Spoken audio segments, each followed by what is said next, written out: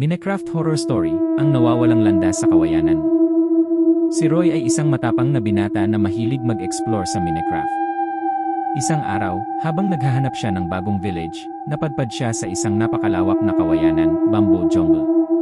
Noong una, maganda ang paligid. Sumisipol ang hangin at naglalakad ang mga panda sa pagitan ng mga kawayan. Ngunit habang papalalim siya sa gubat, napansin niyang paikot-ikot lang ang kanyang dinaraanan. Sinubukan niyang maglagay ng mga torch bilang palatandaan. Ngunit paglingon niya, isa-isa itong nawawala. Biglang lumakas ang ulan. Kumulog ang langit. Sa malayo, may nakita siyang isang nilalang na kamukha niya. Nakatalikod ito at tahimik na nakatayo sa gitna ng mga kawayan. "Hoy!" sigaw ni Roy. Dahan-dahang lumingon ang nilalang. Wala itong mukha. Napaatras si Roy at nagsimulang tumakbo. Habang tumatakbo siya, naririnig niya ang tunog ng mga yabag sa likuran, ngunit kapag lumilingon siya, wala namang tao. Pagdating ng gabi, naglagay siya ng maliit na kubo upang magpalipas ng dilim. Maya-maya.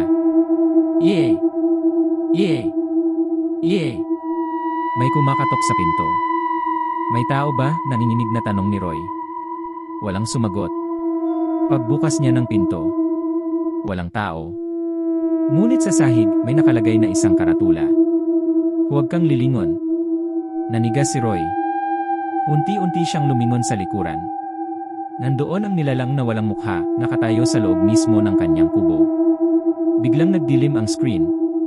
Lumabas ang mensahe. Roy left the game. Kinabukasan, hinanap ng kanyang mga kaibigan ang mundo. Nandoon pa rin ang kubo, ang mga torch, at ang karatulang may nakasulat. "May bago na naman akong kasama."